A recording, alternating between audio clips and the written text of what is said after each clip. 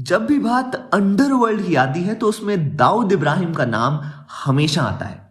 दाऊद इब्राहिम एक ऐसा नाम है जिसके कहने से ही मुंबई का कमिश्नर तक बदल दिया जाता है। दाऊद इब्राहिम कास्कर का जन्म 26 दिसंबर 1955 को महाराष्ट्र के रत्नागिरी में हुआ था। दाऊद इब्राहिम के माता पिता बहुत ही सीधे साधे इंसान थे। दाऊद के पिता शेख इब्राहिम मुंबई पुलिस के हेड कांस्टेबल की पोजीशन पे थे।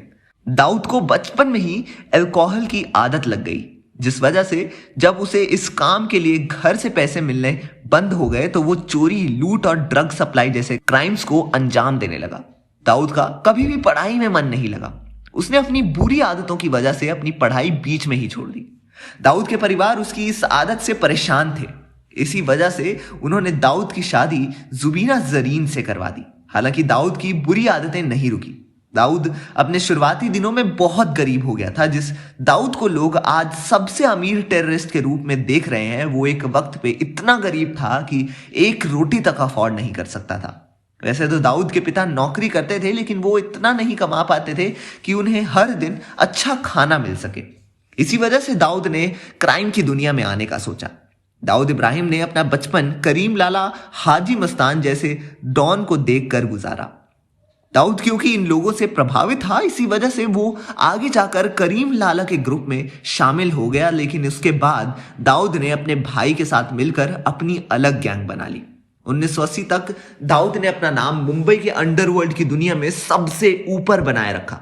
इसी वजह से दाऊद की पहुंच अब बॉलीवुड इंडस्ट्री से लेकर गैम्बलिंग की दुनिया तक पहुंच गई थी। दाऊद का आतंक 80 के दशक में इतना बढ़ गया था कि वो अब लोगों को धमकाकर फिरौती लेने लगा था। उसके इसी काम की वजह से वो मुंबई पुलिस के निशाने पे आ गया। इस वजह से उसे कई बार जेल भी जाना पड़ा था, लेकिन वो हर बार बच जाता था और हर बार जेल से निकलकर एक नए क्राइम को अंजाम देता था। मुंबई के लोग दाऊद के आतंक से खौफ में थे। मुंबई पुलिस उसे पकड़ने के पीछे काफी दिनों से थी, लेकिन वो उन्हें चकमा देकर दुबई भाग गया। इसी दौरान उसकी मुलाकात दूसरे डॉन से हुई, जिसका नाम छोटे राजन था।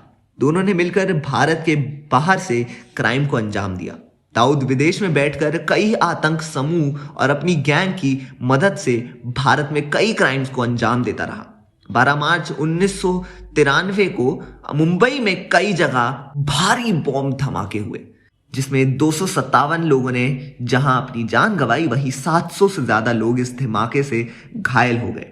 जांच के बाद इस धमाके में दाऊद का नाम मास्टरमाइंड के रूप में उभरा, जिसके बाद वो अंडरवर्ल्ड का सबसे बड़ा और इंडिया का मोस्ट वांटेड डॉन बन गया।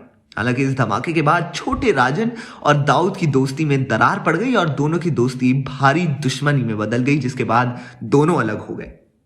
दाऊद पाकिस्तान के कराची चला गया, जहां रहकर उसने भारत में अपने जुर्म जारी रखे। इसके बाद भारत की खुफिया एजेंसी ने दाऊद को उसकी बेटी मारूक की शादी में उसे मारने का प्लान बनाया, लेकिन खबर लीक होने की वजह से वो बच गया। वहीं समय समय पर भारत में दाऊद को लाने की मांग उठती रहती है और इस वजह से भारत पाकिस्तान पे प्रेशर बनाता रहा, लेकिन दाऊद भी अपने ठिकाने को लगातार बदलता रहा, जिस वजह से वो आज तक भारत की पकड़ में नहीं आ पाया। दाऊद ने कई बार अपने नाम और पहचान बदले हैं और इसके बाद क्राइम को अंजाम दिया है।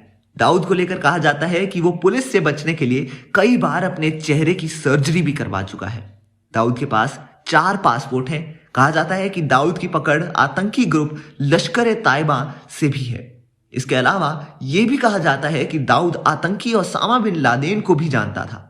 दाऊद आतंकी समूह को खाने पीने की चीजें पहुंचाने के अलावा उन्हें फाइनेंशियली भी मदद करता है। 2003 में दाऊद को इंडिया और यूएसए द्वारा एक ग्लोबल टेररिस्ट अनाउंस कर दिया गया है। तो दर्शकों, ये थी भारत के most wanted don Dawood Ibrahim की कहानी। ऐसी और कहानियां जानने के लिए देखते रहिए हमारा चैनल पॉलीग्राफ स्टूडियोज।